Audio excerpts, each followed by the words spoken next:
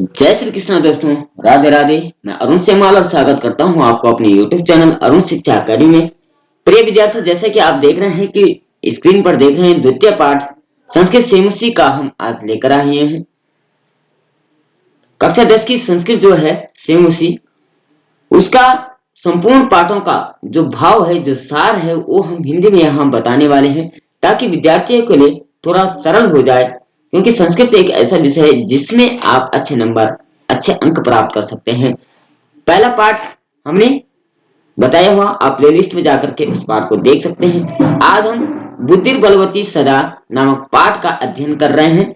इससे पहले अगर चैनल पर नए हैं तो प्लीज चैनल सब्सक्राइब करें और कमेंट में जय श्री कृष्ण लिखते हुए इस पाठ की ओर आगे बढ़ते हैं। पाठ का नाम होगा बुद्धि बलवती सदा। बुद्धि हमेशा जो है वो बलवान होती है, यानी ताकतवर होती है। बुद्धि के बल पर ही व्यक्ति सब कार्य करता है। प्रस्तुत पाठ सुक सप्तति नामक प्रसिद्ध कथा ग्रंथ से लिया गया है।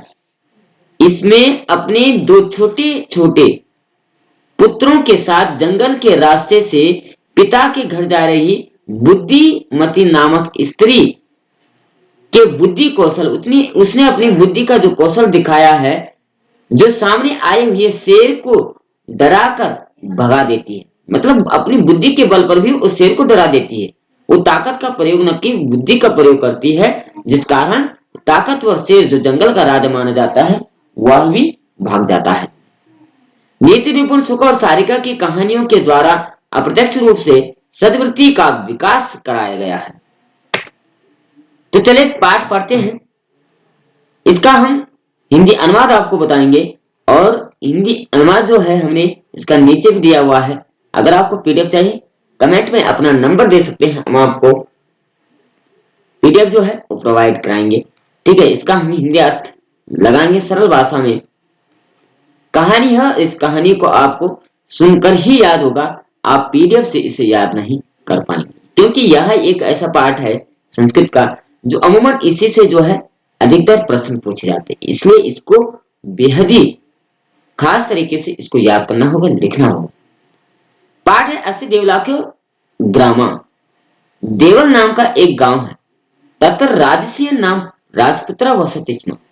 वहां, तत्र मतलब वहां, राजसिंह नाम का राजा का पुत्र रहता था। वसति स्म मतलब निवास करता था। एकदा केनापि, एकदा मतलब एक समय, केनापि मतलब कुछ आवश्यक कार्य से, तस्य मतलब उसकी भार्या यानी पत्नी जो है बुद्धिमती नाम की स्त्री, पुत्रद्वयो अपने दोनों पुत्रों के साथ पितुगृह प्रति चलता, यानी अपने मायके गई, पिता के घर गई। मार्गे गहन कानने, मार्ग में घनाघोर जंगल था। सा मतलब वहा, ये स्त्रीलिंग के लिए प्रयोग होता है। ठीक है, पुल्लिंग के लिए विसर्ग वाला सा होगा। सा मतलब वहा, एकम वहां, एकम व्याघ्रम ददर्शा, वह एक बाघ देखती है। सा व्याघ्रम गच्छन्ता दृष्टा धार्ष्टया पुत्रो चपेटया।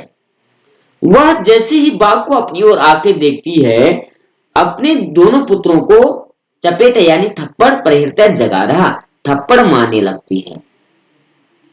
कथमे कसो व्याघ्रम भक्षणा एकलहम, और कहती भी है, यानी वो ऐसा जताना चाहती है कि शेर हमें नहीं देख रहा है, और वो आपस में अपने पुत्रों को थप्पड़ मारने लगती है और कहती है कथमे के कसो, क्यों एक एक बाघ व्याघ्रम भक्षणा कलहम करोता, एक एक बाघ को खाने के लिए कलह मतलब झगड़ा कर रहे हो। अयमे कसता तव द्विभज्या भुज्यताम, अभी इसको खा लो फिर दूसरे की प्रबंध करेंगे। पश्चात अनियोदित्या कस्य लक्ष्यते, दूसरा बाद में देख लेना, पहले इसको बांट के खा लो।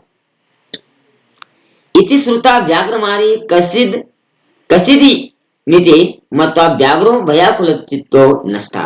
व्याघ्र ने यानी बाघ ने सोचा कि भाई ये कैसी स्त्री है, ऐसी स्त्री का वर्णन तो मैंने शास्त्रों में भी नहीं सुना था, जो इतनी खतरनाक स्त्री है, भयंकर स्त्री है, जो बाघ को खाने की बात कर रही है। और उसको खतरनाक देखते हुए, भयंकर देखते हुए बाघ को जब भय हुआ तो बाघ वहां से पलायता नष्टा, यानी वहां से भाग जाता है। इसीलिए कहा गया है क्या कहा गया? निज बुद्ध्या विमुक्ताशा भयाद्व्याघ्रस्य भामिनी अन्योपि बुद्धिमां लोके मुंचते महतो भयात्। अर्थात निज बुद्धि, निज मतलब अपनी बुद्धि, विमुक्ता सा भयात, अपनी बुद्धि के बल पर उस व्याघ्र मारी यानी बाघ को मारने वाली जो भामनी जो स्त्री थी, उसने कैसे अपनी बुद्धि का प्रयोग किया। अन्योपि बुद्धिमान लोग की इसलिए कहा गया, अन्य भी जो भी है, जो महान लोग होते हैं, बुद्धिमान लोग होते हैं, वो बड़े से बड़े संकट को भी पार कर लेते हैं। किसके कारण? अपनी बुद्धि के कारण। इसलिए बुद्धि सर्व ताकतवर होती है, यानी दुनिया में सबसे ताकतवर कोई चीज है तो वो बुद्धि है। बुद्धि के बल पर ही व्यक्ति सब कार्य कर सकता है, बड़े से बड़े योद्धा बड़े से बड़े युद्ध को भी जीत सकता है। इसलिए बुद्धि को प्रखर बनाने के लिए आपको प्रयत्न करना चाहिए। देखिए आगे बढ़ते हैं। भयाकुलम व्याघ्रम दृश्य कस्य धूर्ता श्रृंगारा हसन्ना। अब वहां एक श्रृंगार था, श्रृंगार का मतलब सियार। भयाकुलो व्याघ्र दृष्टा, बाघ को डर के मारे भाग रहे बाघ को जब सियार देखता है, श्रृंगाला हसन्नाहा, सियार हंसने लगता है। भगवान कुता भयात पलायता, अरे आप कहां भागे जा रहे हैं? बाघ कहता गच्छ गच्छ जम्बुक, अरे तुम भी जाइए, तुम अभी किंचित गूढ़ प्रदेशम, तुम भी कहीं गूढ़ ग्रस्तों में गुफा में छिप जाइए। ये तो व्याघ्र मारी या शास्त्रे श्रुतम तन्माह हंतुमाम रब्दा। ऐसी बाघ को मारने वाली स्त्री पैदा हुई है जो कभी शास्त्रों में भी नहीं सुनी थी।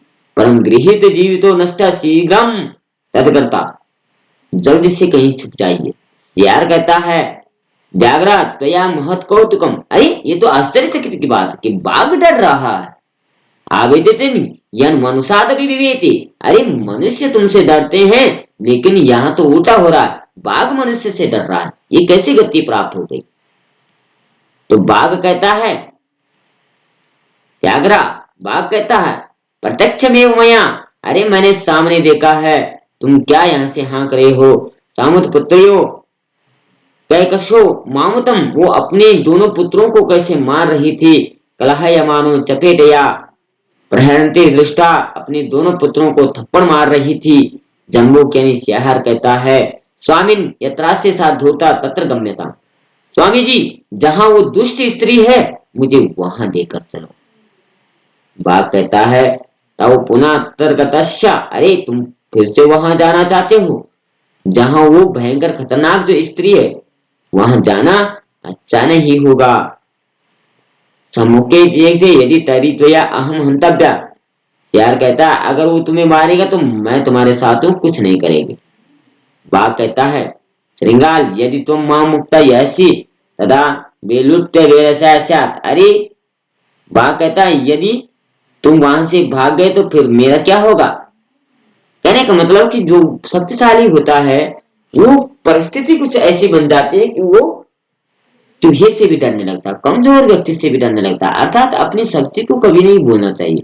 हमारे अंदर जो शक्ति है उसको बार बार पहचानते रहना चाहिए, उस शक्ति के विरुद्ध कार्य नहीं करना चाहिए। जम्बू कहता है यदि एवं तरी निजगले बद्वा चला सत्वरम, अगर ऐसी बात है तो मुझे अपने गले में बांध दीजिए ताकि मैं तुमको छोड़कर ना भागूं और तुम्हारे साथ रहूं। सा व्याघ्रा तथा कृत्वा काननम एव, बाघ उसी को अपने गले में बांध देता है। श्रृंगालेन सहितम पुनरायांतम व्याघ्रा दूरादृष्टा बुद्धिमती, जैसे ही वो गले में उसको बांधता है और तब वो जाने लगते हैं।